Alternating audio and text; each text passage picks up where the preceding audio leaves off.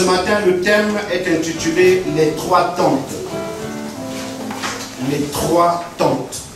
Nous allons parler sur les trois tentes ce matin. Nous allons rapidement prendre nos Bibles dans Matthieu chapitre 17.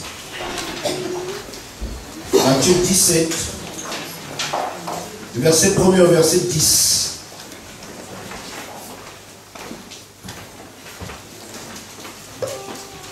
Matthieu chapitre 17, du verset 1er au verset 10. Si quelqu'un peut lire pour nous, pour la gloire de notre Dieu. Je lis la parole de Dieu, Matthieu 17, 1 à 10. 6 jours après, Jésus emmène avec lui Pierre, Jacques et Jean, le frère de Jacques. Il les conduit sur une haute montagne, loin des gens. Sous leurs yeux, Jésus change d'aspect. Son visage brille comme le soleil et ses vêtements deviennent blancs comme la lumière. Tout à coup, les trois disciples voient Moïse et Élie qui parlent avec Jésus.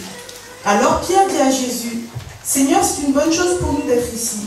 Si tu le veux, je vais faire ici 3 abris, un pour toi, un pour Moïse et un pour Élie. » Pendant qu'il parle, un nuage brillant arrive et les couvre de son ombre.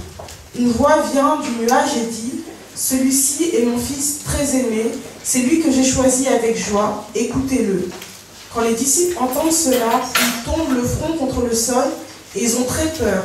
Jésus s'approche, il les touche et leur dit, « Relevez-vous, n'ayez pas peur. » Les disciples lèvent les yeux et ils ne voient plus que Jésus seul. Pendant qu'ils descendent de la montagne, Jésus leur donne cet ordre. « Ne dites à personne ce que vous avez vu, jusqu'à ce que le Fils de l'homme se réveille de la mort. » Alors les disciples demandent à Jésus, « Les maîtres de la loi disent, Élie doit venir d'abord, pourquoi donc ?» Jusqu'au verset 10. Amen. Amen. Est-ce que nous pouvons acclamer la parole de Dieu?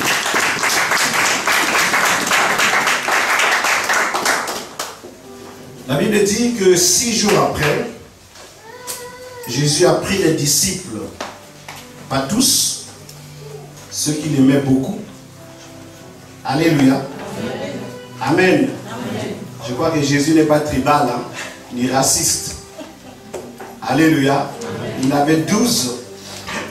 Mais lorsqu'il a fallu qu'il puisse aller au sommet de la montagne, il en a choisi 3. Alléluia. Là n'est pas l'objet de notre message ce matin. Alléluia. C'est pour dire que même dans une maison, nous faisons aussi parfois certains choix. Parfois qui choquent, ça ne doit pas te choquer. Alléluia. C'est les gens que nous trouvons matures, que nous trouvons sages, qu'on peut confier certaines choses. Alléluia. Amen. Alléluia. Amen. La Bible dit qu'il a pris les 3 disciples, il est allé avec eux au sommet de la montagne. Et ils se sont mis à prier. Et après, il y a eu la transfiguration. Alléluia. Amen. La Bible dit que les disciples ont vu Jésus apparaître avec Moïse et avec Élie. Et quand ils ont vu cette vision,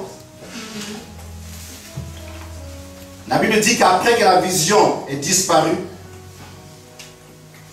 Pierre, le courageux des courageux, ah ça c'est un bon disciple. Alléluia. Il a dit au Seigneur, c'est merveilleux ce que nous venons de vivre. Il n'y a plus de raison que nous puissions descendre. Il est mieux qu'on reste ici. Mais avec ta bénédiction, est-ce que ce n'est pas possible que nous puissions bâtir 3 tentes? Une pour toi, une pour Moïse et une pour Élie. La Bible dit que après, les 2 autres tentes ont disparu. Celle de Moïse et d'Élie. Et une voix a parlé. Il dit, celui-ci est mon fils bien-aimé, en qui j'ai mis toute ma confiance. Alléluia. Amen. Alléluia. Amen. les 3 tentes. Est-ce que tu as besoin de 3 tentes? C'est la question que j'aimerais te poser ce matin. Est-ce que tu as vraiment besoin de 3 tentes? Mais si une personne a 3 maisons, il lui sera difficile parfois de retrouver certaines affaires. Parce qu'il ne saura pas où réellement il a mis les affaires. Quelqu'un ne peut pas avoir 3 maisons. Ni 2 selon Dieu. Quelqu'un doit avoir une seule maison. Une seule tente. Mais qu'est-ce que nous constatons aujourd'hui? C'est que les chrétiens que nous sommes, nous habitons dans 3 tentes. Et c'est ça qui nous crée des problèmes dans notre marche avec Dieu. Bien aimé, la première tente c'était celle de Moïse. Que représente la tente de Moïse? La tente de Moïse représente la loi.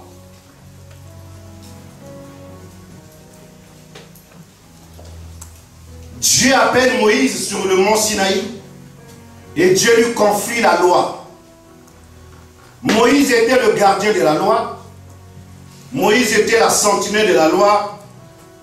Moïse avait fait de la loi son cheval de bataille. Moïse veillait à ce que la loi soit appliquée. Et les gens devaient marcher selon la loi que Dieu avait confiée à Moïse. Toutes les affaires devaient être réglées selon la loi. Aujourd'hui, les chrétiens, et c'est comme ça que nous marchons encore. Nous marchons selon les lois. Vous savez, dans ce pays, si tu veux être en paix, il faut respecter la loi. N'est-ce pas? Amen. Si tu veux être en paix dans ce pays, il faut respecter la loi. Si tu vas à l'encontre de la loi, tu rencontreras l'État. Et quel que soit ce que tu es, même si tu étais un ex-président, même un président en fonction, tu rencontreras la loi.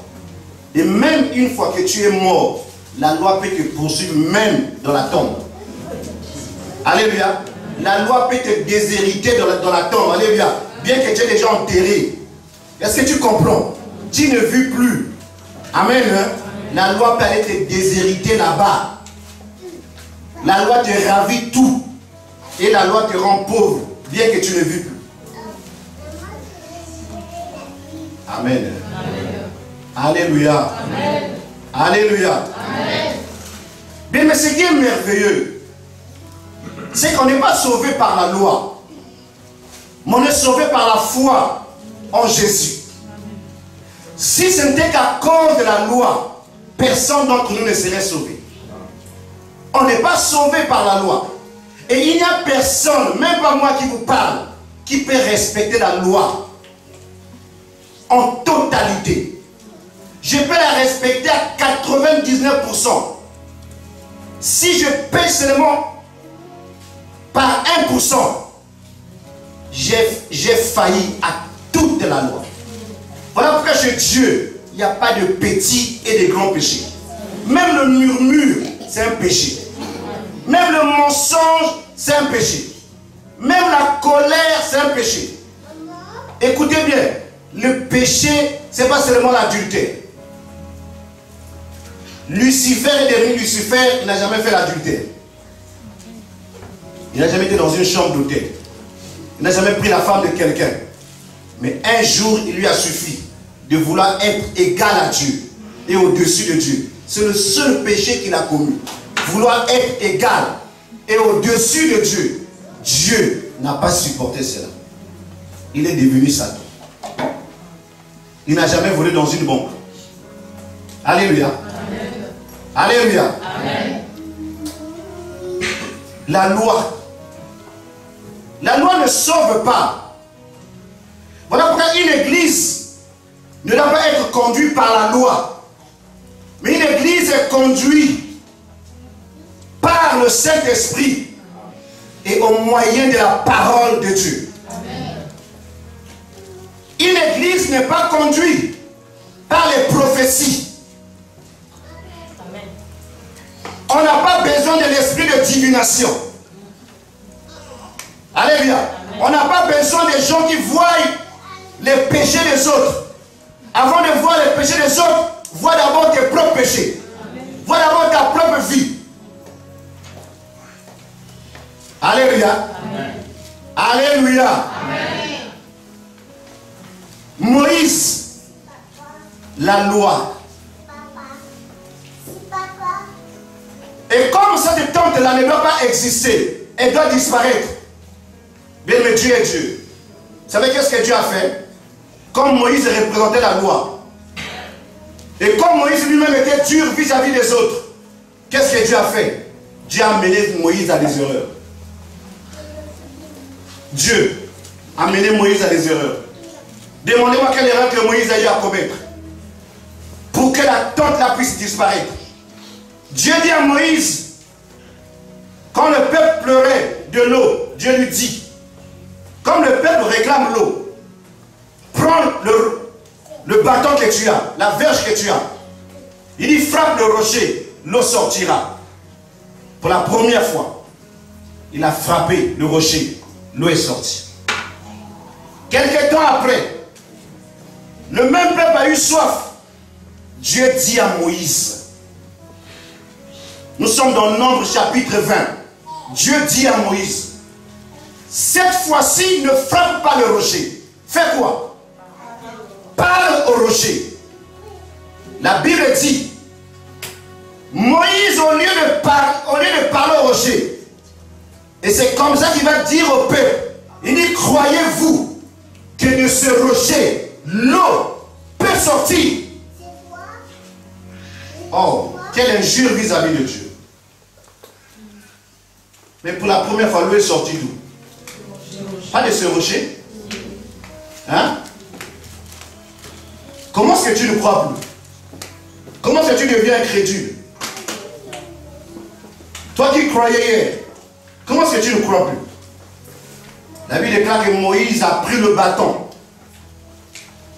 Coléré qu'il était. Au lieu de parler, il a frappé le rocher 2 fois.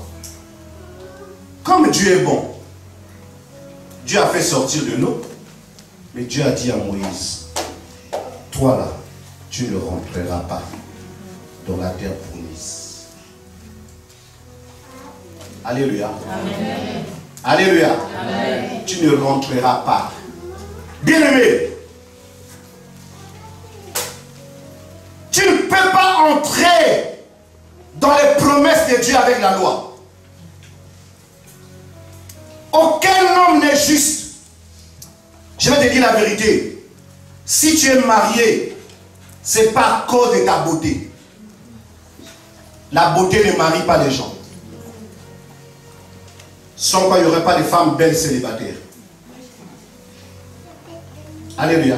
Amen. Je peux te rassurer que ce n'est même pas le diplôme qui donne le travail à quelqu'un. Si c'était le diplôme, il n'y aurait pas le taux du chômage au pôle emploi. Et je peux te dire la vérité, qu'il y a des gens qui n'ont pas de diplôme, mais qui travaillent, qui gagnent même mieux que ceux qui ont des diplômes. Tout est grâce. Si tu crois que tout est grâce, acclamons le roi de Dieu. Ce n'est pas la loi.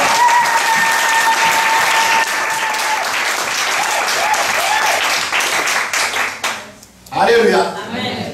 Alléluia. Amen.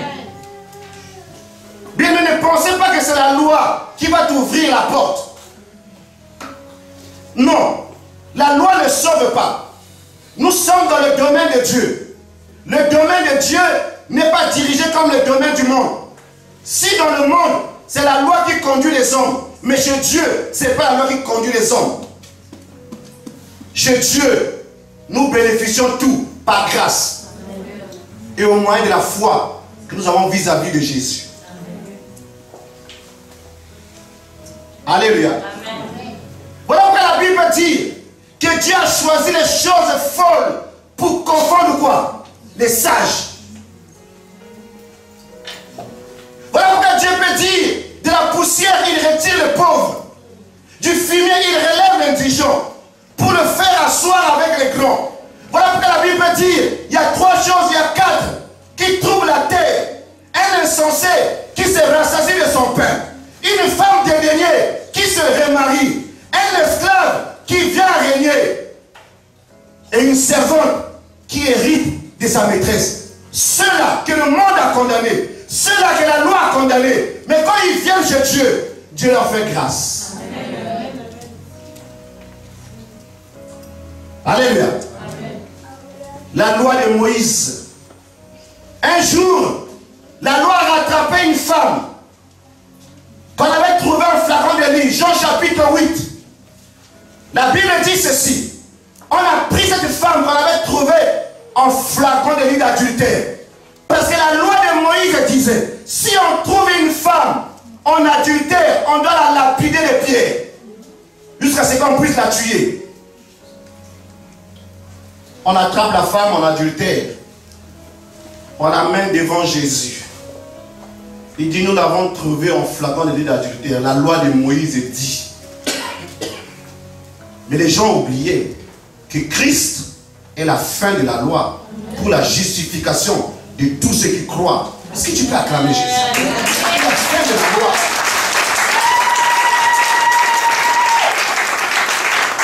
Romains 10, 4 le dit. Jésus-Christ est la fin de la loi pour la justification de ceux qui croient. Alléluia. Amen. Voilà pourquoi, bien aimé, Dieu est Dieu. Quand Dieu veut sauver, quand Dieu veut bénir, laisse-moi te rassurer, Dieu ferme ses yeux et devient aveugle. Quand Dieu veut bénir quelqu'un, quand Dieu veut sauver quelqu'un, quand il veut faire du bien à quelqu'un, Dieu s'en fout des opinions des hommes. Dieu s'en fout des réactions des hommes. Il s'en fout, il s'en moque. Tu peux t'énerver, tu peux être contre qu'un frère, qu'une soeur qui ne te vaut pas en matière de beauté, en matière d'intelligence. Peut-être qu'il vient d'une famille pauvre, Dieu s'en moque. Même si tu viens d'une famille riche, Dieu se moque de toi. Alléluia. Amen. Voilà pourquoi, bien aimé, Dieu pouvait prendre des femmes comme des Ruth, Moabites, d'une origine incestueuse, faire d'elle l'arrière, grand-mère de Jésus. Mais la loi ne la permettait pas d'être l'arrière-grand-mère de Jésus. Alléluia. Amen. Amen. La Bible dit, hein, Isaac dit à Esaü, il dit, va me chasser un gibier. Viens, prépare que je mange et je vais te bénir. Et dans le même temps, Rebecca écoute. Rebecca dit à Jacob, il dit, Jacob, voilà le projet de ton père. Mais moi je vais détourner la chose. Toi, ne va pas à la chasse. Nous avons tout ce qu'il faut à la maison. Hein? Quand les autres font des efforts, toi tu ne feras pas des efforts. Correct. Amen. Tu ne feras pas des efforts. Tu ne feras pas des efforts. Alléluia. Esaïe est parti à la chasse. C'est des efforts. Mais toi, tu es là. Toi qu'on traite fainéant là, je te fais grâce. Toi que ton père dit, toi, je te fais grâce. Il dit, lui, il ira à la chasse. Il va chasser. Il va passer 2 heures, 3 heures, 4 heures. Mais toi, tu es avec moi. Prends. Prépare. C'est pas toi qui prépareras. Moi, je vais préparer à ta place. Toi, tu iras seulement servir. Jacob est allé servir le repas préparé par Rebecca. Alléluia. La Bible dit, quand Jacob est arrivé devant Isaac, Isaac touche. Il touche Jacob. Il dit, quand je te touche, la peau est d'Esaü. Mais la voix que j'entends, ce n'est pas la voix d'Esaü, c'est la voix de Jacob. Bien aimé, malgré ça, il n'avait pas le choix. Laisse-moi te dire que Dieu n'a pas le choix. À ton sujet, il n'a pas le choix. Quand il te touche, alléluia, la peau, c'est vrai que c'est ta peau, Mais les voix qui sortent de toi, c'est pas ta voix. Les voix qui sortent, ce sont des voix qui bien-aimées. Non, les voix qui sortent bien-aimées, ce sont les voix qui te condamnent, qui disent, c'est pas sa voix, qui disent, il a fait ça, hier il a fait ça, le lendemain il avait fait ça, quand il était jeune, il avait avorté, quand il était ceci, il avait fait cela. Mais quand Dieu veut bénir, je ne tiens pas compte de ton passé, je tiens compte du présent. Alléluia. La Bible peut dire, il n'y a donc maintenant aucune condamnation. Je dis maintenant, je ne dis pas hier, je dis maintenant, je ne dis pas hier, je ne dis pas l'année dernière. L'année dernière, je ne suis pas là-bas. Je parle de ce matin. Le fait que tu es là ce matin, Dieu te fait grâce. Il te fait grâce. Acclamons le roi, il te fait grâce.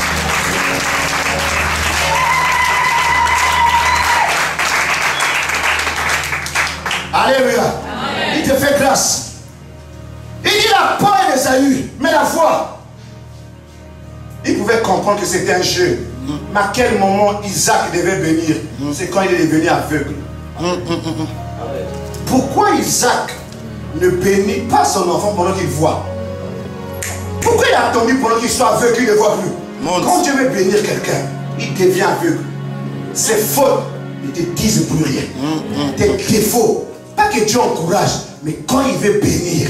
Parce que écoute-moi bien, Dieu ne bénit pas en fonction des défauts. Les défauts ne veulent rien dire. Dieu bénit en fonction du cœur. Il sonde les cœurs, il sonde les reins. Il va dans les profondeurs. Quelqu'un peut avoir des erreurs, mon juste bien-aimé, pas parce qu'il veut le faire. Ça peut être un lien qui est en train de poursuivre la personne. Ça peut être une condamnation. Ça peut être une malédiction. Mais quand Dieu va dans les profondeurs, il réalise que tu as un bon cœur. Dieu ne peut que te bénir à cause de ton cœur. Dieu te bénit.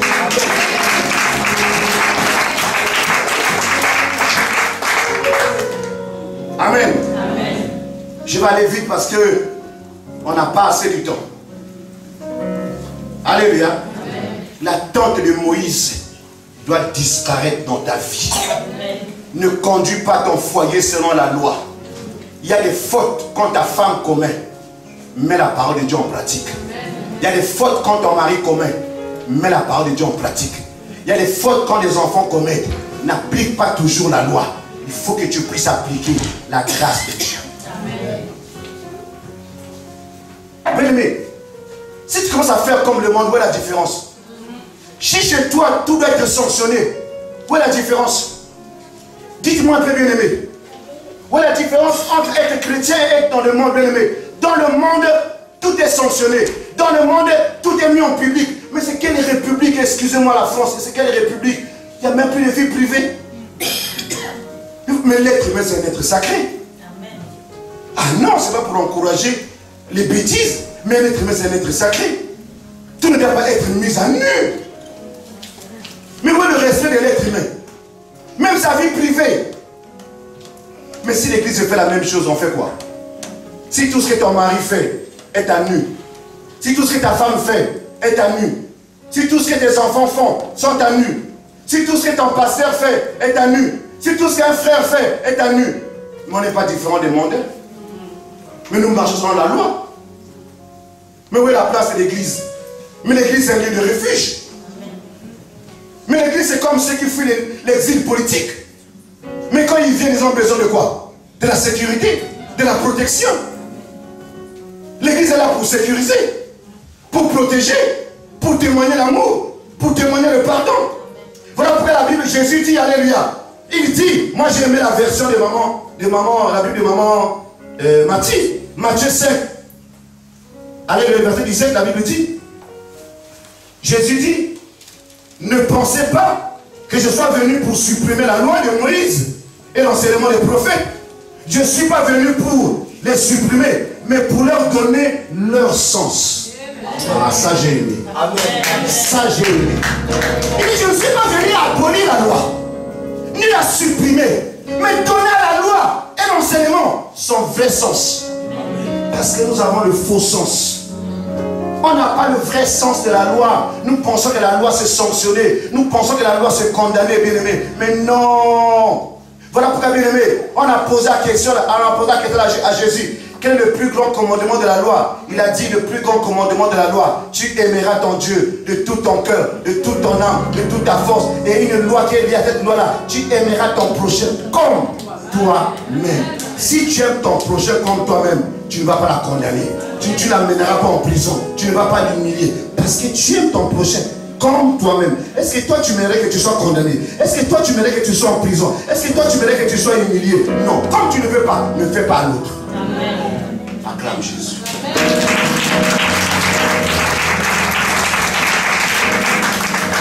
Alléluia. Amen. La loi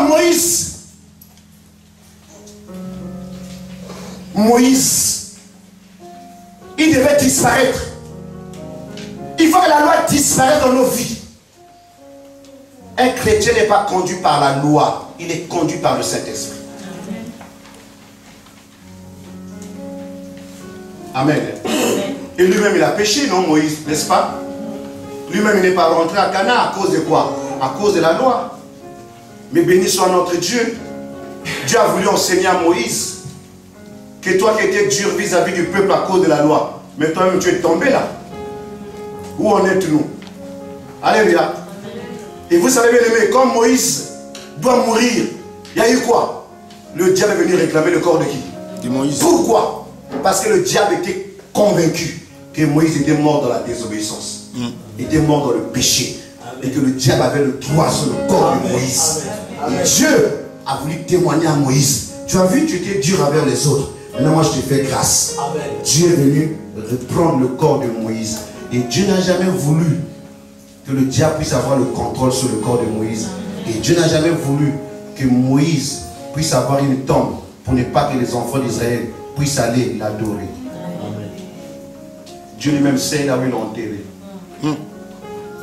Comme les Américains, ils savent ils ont enterré Kadhafi.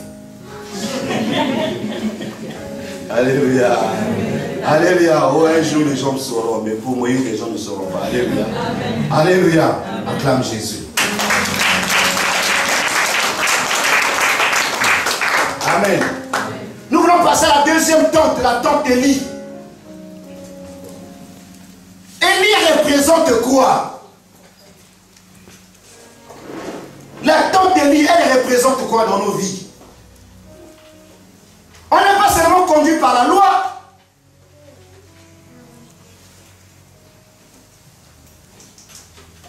mais on est encore conduit par un autre esprit. Élie représente les miracles, les chrétiens qui sont derrière les miracles. Moi, je ne viens pas à l'église à cause du miracle. Le miracle, c'est le domaine de Dieu. Les gens pensent que nous avons le pouvoir de faire des miracles. Non, bien-aimés. La Bible déclare, Dieu envoie sa parole et sa parole guérit. Le miracle est derrière la parole de Dieu. Le miracle est derrière la foi que tu as en Dieu. Il faut que tu aies la foi en Dieu.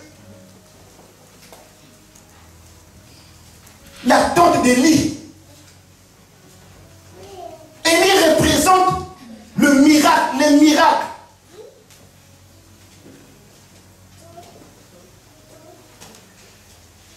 Et voilà pourquoi quand il n'y a pas de miracle, tu fais quoi? Tu changes d'église. Parce que depuis que je suis là, je ne vois rien. Alléluia. Qu'est-ce que tu veux voir? Mais ce qui est prioritaire chez Dieu, et que ton âme soit sauvée.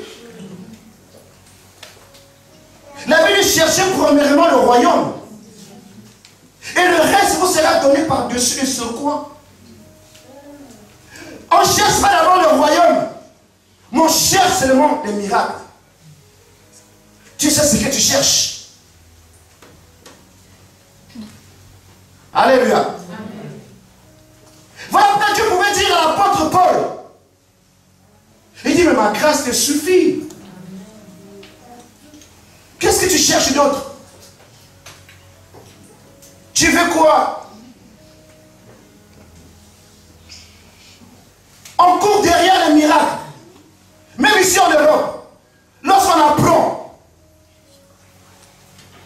pourquoi facilement le diable est en train de vous manipuler.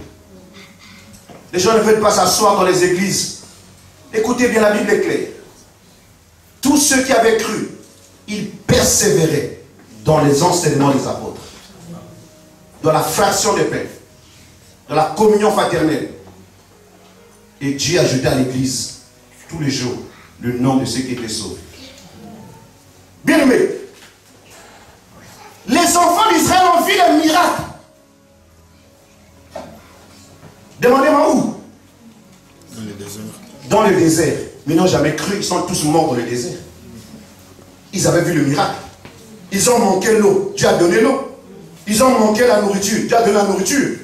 Leurs habits ne se sont jamais usés. Pendant 40 ans, Dieu était allé dans le désert.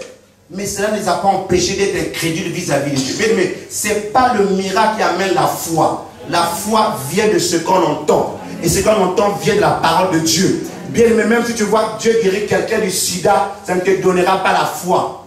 Tu seras toujours incrédule. Tant que ton problème est là, tu seras incrédule. Alléluia. Parce que pour toi, il faut d'abord que Dieu fasse d'abord dans ta vie. Il faut d'abord que Dieu opère d'abord dans mon foyer. Il faut d'abord que j'ai un papier. Il faut d'abord que je me marie. Il faut d'abord que. Il faut d'abord que. Et comme il n'y a pas encore, il faut d'abord que. Malgré que les gens passent ici pour témoigner. Vous savez, Jésus a dit une chose. Hein, dans la Bible, on n'a pas le temps. Il a dit, à deux villes, il les a dit. À Bethsaïda et à Chorazim, il dit, si les miracles qui ont été faits chez vous ont été faits à Tyr, à Sidon et à Sodome, ils seraient sauvés. Ils seraient sauvés. Bien aimé, si pour le peu que Dieu fait, tu ne crois pas, c'est pas quand Dieu fera les grandes choses que tu crois. Rien que dans les petits, tu ne crois pas, c'est pas dans les grandes que tu croiras. Si tu n'es pas fidèle dans les petits, tu ne peux pas être fidèle dans les grandes choses. Si le minimum de paix que tu as, bien écoute-moi bien, on peut avoir l'argent, on peut avoir le mariage, on peut avoir un bon travail, on peut avoir la carte de séjour, mais si tu manques la paix, tu es malheureux. Mais le minimum de paix que tu as, dormir, se réveiller, c'est une grâce. C'est pas un hasard. Mais quand tu te lèves le matin, bénis Dieu. Mais quand tu te lèves le matin, adore Dieu. Pourtant, le miracle, c'est le papier. Tu penses que tous ceux qui ont des papiers sont heureux. Mais ils nous demandent l'argent dans les trains, ceux qui ont des papiers. Mais pour dire qu'ils ont des papiers, ils ont la nationalité. Écoute, excusez-moi, alléluia, mais c'est une vérité. Il y a des Français qui sont plus malheureux même chez eux-mêmes. Alléluia, écoutez bien. Je viens de commentaire, ça m'a fait très mal. Il faut que dans l'Europe, réveillez-vous les chrétiens. Je viens de commentaire, ça m'a fait très mal. J'ai partagé avec le pasteur Guilain. J'ai vu les Espagnols aller demander l'asile. Où? Non, ça m'a bouleversé. Les Occidentaux, Européens, qui est fier, il témoigne. Il dit, mais le salaire de 400 €, je vis bien. Est-ce que quand il travaille, il gagne 400 €? Mais pour lui, gagner 400 € au Maroc, il est riche. Le monde est en train de partir où? Si nous ne nous réveillons pas, nous sommes en danger. Ça, je préfère vous dire la vérité. On est en train d'aller où? Et on commence à menacer les Espagnols où? Au Maroc. Tous ceux qui sont en situation irrégulière. Comment on menace les Africains ici? Situation irrégulière, il dit, on doit vous renvoyer. Non. Français, conscientisez-vous. Ce qui arrive à l'Espagne arrivera à la France. Si vous ne croyez pas, moi je te dis la vérité. Ce qui arrive, c'est un vent. Et ce sont des signes qui annoncent le retour du roi des rois. Le retour de Jésus-Christ de Nazareth. Que tu ne veuilles pas. Alléluia. Je conseillerais aux frères et sœurs qui sont ici, conscientisez-vous. Accrochez-vous à Jésus. Ne vous accrochez pas au miracle. Amen. Amen. Élie. Bien aimé, Élie faisait le miracle. Mais la Bible dit, hein, après qu'il ait tué les 450 prophètes du Baal et les 400 prophètes d'Astarté, Isabelle a dit, quoi? Toi? Il dit, demain, si tu peux encore être en vie, donc c'est pas moi. une femme a menacé un prophète de miracle. Hein? Maman Marie-Claire. Une femme. La Bible déclare qu'Élie a fui. Élie a fui. Il est parti faire quoi? Demander la mort à qui? À Dieu. Il dit, prends-moi. Il dit, j'ai déployé tout mon zèle. J'ai déployé tout mon zèle. Pour toi. Je suis resté le seul. Maintenant, on veut me tuer. Dieu dit, ah, calme-toi, petit, tu n'as encore rien compris. Il dit, prends le pain, mange, prends le bois, continue la route. Il dit, marche, il marche, il marche, il marche. Alléluia, il sent l'oppression. Il dit, je dois mourir, Dieu, je dois mourir, prends-moi. Dieu dit, calme-toi, tu n'as encore rien compris. Mais il faisait des miracles. Voilà pourquoi la Bible peut dire, dans Matthieu 7, je vais vite, à partir du verset 21, tu liras. En ce jour-là, plusieurs diront, j'ai fait des miracles, j'ai chassé les démons, j'ai fait des délivrances, j'ai fait les cures d'âme, les sciatiques ont été guéris par mes mains. Quelqu'un n'avait pas la carte de séjour, j'avais prié, Dieu avait agi. Telle sœur, elle venait à l'église, elle était célibataire, elle avait le cancer. Tout ça c'est bien. Jésus dira, retirez-vous de moi, je ne vous connais pas. Parce que tout le temps que tu es resté, tu faisais les miracles, Dieu t'utilisait comme un instrument. Mais toi-même, tu n'avais jamais donné ta vie à Jésus. Toi-même, tu ne t'es jamais sauvé, jamais converti. Acclame le roi de roi. Bien-aimé, que le miracle ne te donne pas les épaules. Voilà pourquoi, bien-aimé, alléluia. Jésus envoie les 70. Alléluia, pour faire un travail. Il revient avec des chants, alléluia, d'adoration. Alléluia, Hosanna.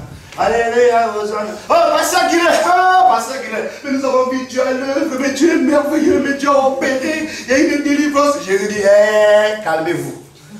Il dit, ne vous sentez pas heureux parce que les démons vous ont obéi. Vous devez être heureux parce que vos noms sont inscrits. Amen.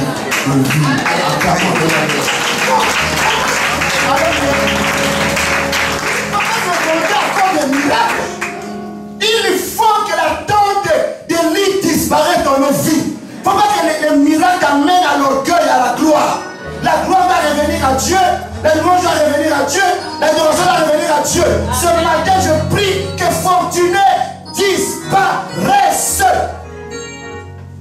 Voilà pourquoi, bien aimé, quand Jésus arrive, oh, on n'a pas le temps. Jésus arrive, bien aimé. Jean-Baptiste, quand il voit Jésus, il dit à ses disciples, voici l'agneau de Dieu qui ôte le péché du monde. Alléluia. Et quelques temps après, les disciples constatent que Jésus aussi est en train de baptiser et que les gens sont en train d'aller plus où? Vers Jésus. Et les disciples sont venus voir Jean-Baptiste pour dire, oh, mais toi tu n'es pas normal. Mais il y a un gars là-bas qui a commencé une nouvelle église. Il y a quelqu'un qui a commencé une nouvelle église. Les gens vont là-bas. Il dit, oh, mais vous n'avez pas compris ce que je vous ai dit. Je suis venu que pour préparer le terrain. Mais c'est pour lui que je suis venu préparer le terrain. Alléluia. Alléluia. Alléluia. Et la Bible déclare, bien aimé, les disciples de Jean devinrent les disciples de qui? De Jésus. Et comme il ne doit pas avoir deux règnes, ni deux rois, ni deux présidents, qu'est-ce qu'il a fait? Quand Jésus arrive, Jésus est obligé de créer un problème. Jean-Baptiste, la tête est décapitée. Hein? Et oui, il n'y a pas deux règnes. Tous les pays avec les opposants, ça ne marche pas. Ah oui, Dieu n'est pas le Dieu des oppositions. Jésus arrive, Jean-Baptiste doit faire quoi? Il doit disparaître. Jean-Baptiste c'est qui? Mais c'est Élie.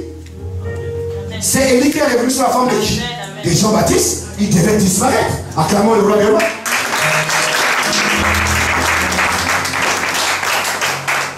Amen. Amen. Bien aimé, on va aller vite. Mais je vais revenir un peu sur la tente, alléluia, la loi, la tente de Moïse. La Bible n'est pas qu'un jour, hein, Dieu prend Pierre, il amène Pierre dans une vision. Il fait voir à Pierre, alléluia, une nappe. Il y avait des animaux impurs, des oiseaux impurs, des reptiles impurs. Dieu lui dit, tue et mange. piégé. La loi dit. La loi dit. Je ne peux pas manger rien d'impur.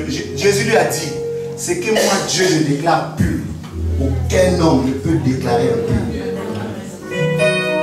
Voilà pourquoi même dans les églises, les gens nous condamnent parfois les pasteurs. Oh, le pasteur, moi je ne comprends pas. Pour qu'il est bien avec ce frère-là, il ne connaît pas la vie de ce frère-là. Ça ne t'engage pas. Je connais sa vie.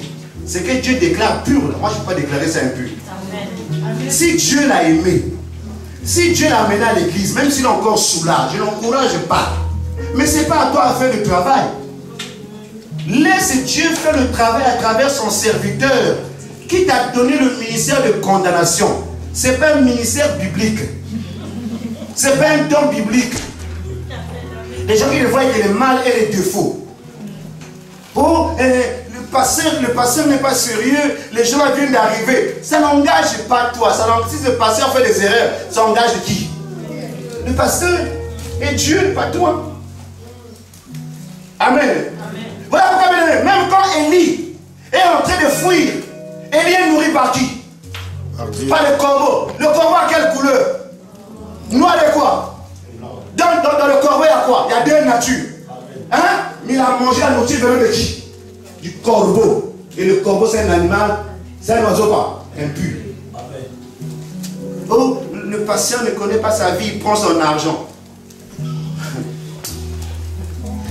Mais tu n'es pas le seul esprit du pasteur. Écoutez, alléluia. Amen. Ah, pasteur, je regrette, je n'ai pas le temps, je ne vais pas rentrer en profondeur du message. Je n'ai pas le temps. Ah? Je vais aller vite, hein, frère. Il faut que j'aille vite. Amen. On va aller dans la tombe de Jésus. Alléluia. Amen. Bien aimé, c'est la seule tente. Lorsque Jésus vient vers Jean-Baptiste, et quand il est baptisé, c'est la même voix de Matthieu 17 qui a sonné. La Bible déclare que le Saint-Esprit est descendu sur Jésus en forme d'une colombe. Et le ciel s'est ouvert. Il dit, celui-ci est mon fils bien-aimé. Écoutez-le. La Bible déclare dans Actes chapitre 4, le verset 12. Il n'y a pas un autre nom dans le ciel et sur la terre par lequel nous avons été donnés, par lequel nous sommes sauvés, si ce n'est qu'au nom de Jésus-Christ de Nazareth. Amen. Acclamons le Seigneur.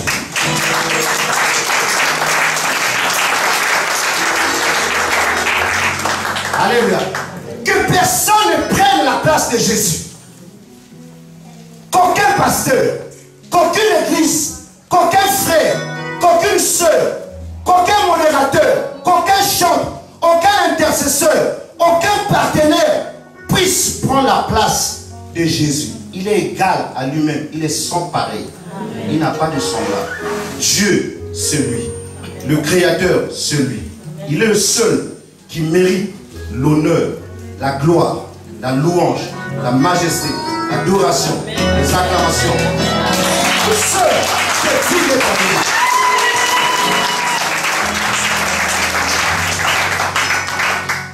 Alléluia. Il est le seul. La Bible dit, bien aimé, que devant lui tout genou fléchit et toute bouche confesse qu'il est Seigneur à la droite de Dieu le Père. Amen. La Bible est Christ en nous, l'espérance de la gloire. Il est le mystère caché de tout le temps. Yes. Amen. Caché de tout le temps, de tous les âges. Quand les gens ont vu Abraham, les gens crurent que c'était Abraham. Quand les gens ont vu Noé, les gens crurent que c'était Noé. Quand les gens ont vu Moïse, les gens crurent que c'était Moïse. Quand les gens ont vu Élie, ils ont cru que c'était Élie. Quand les gens ont vu Josué, ils ont cru que c'était Josué. Il y a eu un défilé de prophètes. Mais Isaïe avait dit, un enfant nous est né, un fils nous est donné. On l'appellera conseiller, admirable, prince de la paix, Père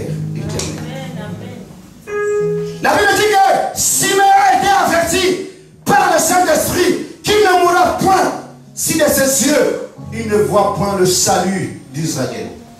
Le jour qu'il a vu Marie et Joseph amener l'enfant dans le temple, il a béni Dieu, il a dit, Seigneur, maintenant je peux m'en aller, car de mes yeux, j'ai vu le salut d'Israël, le salut que tu as préparé depuis les temps.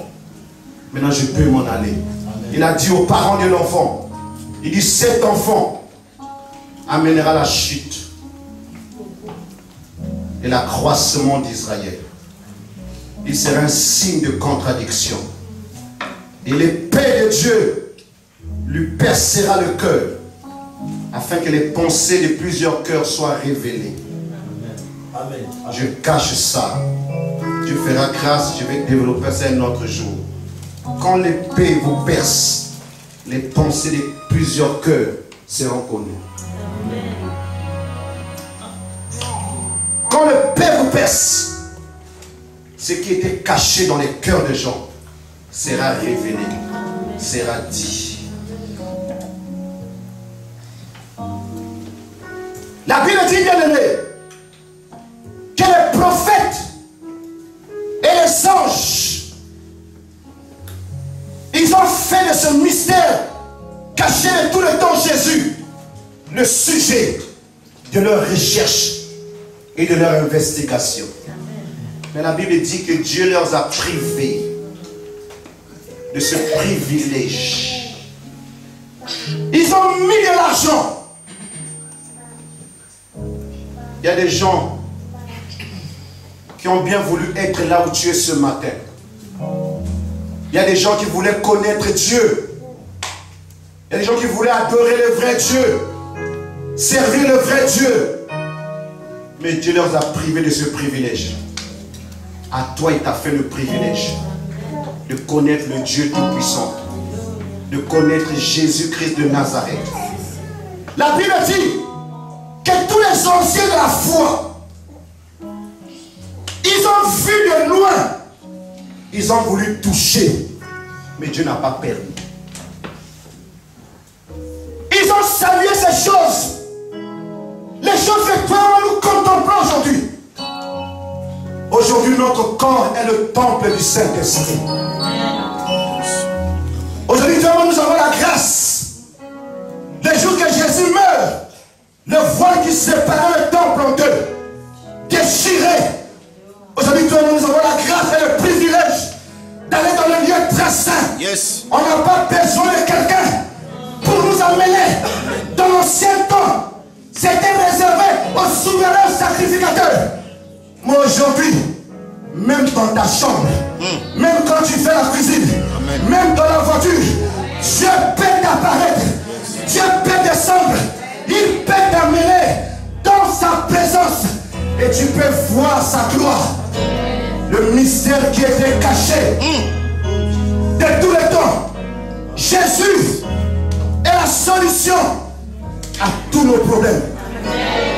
Il est la réponse à tous nos problèmes.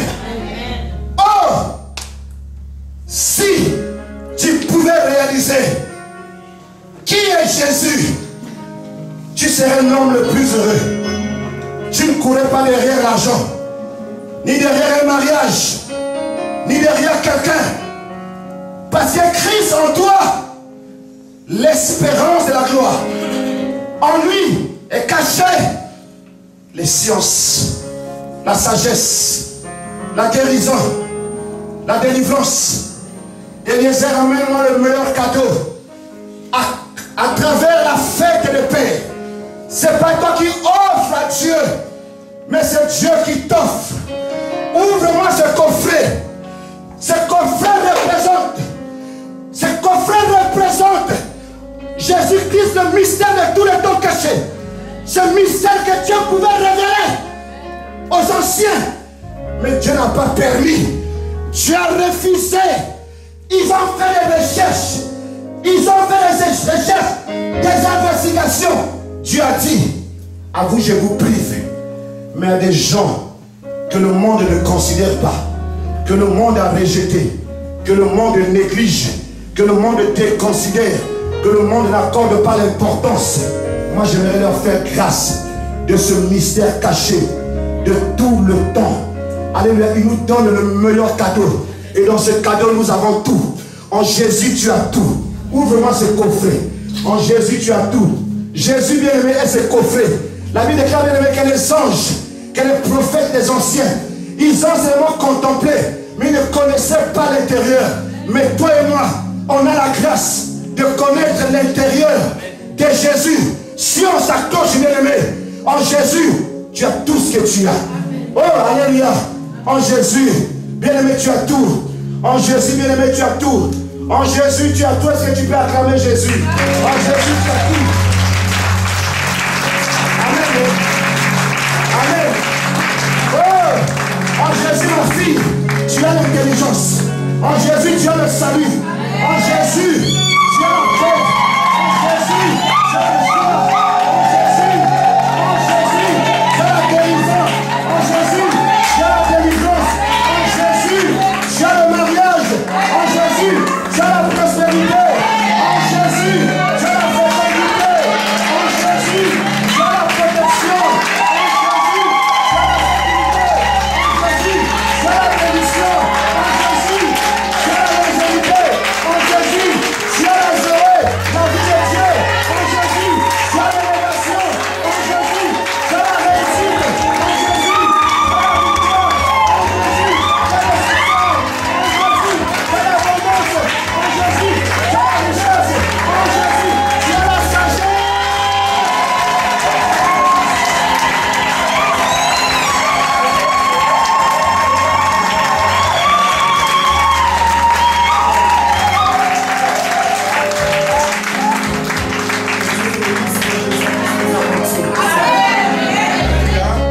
Celui qui attrape Christ a tout. Le Seigneur te bénisse.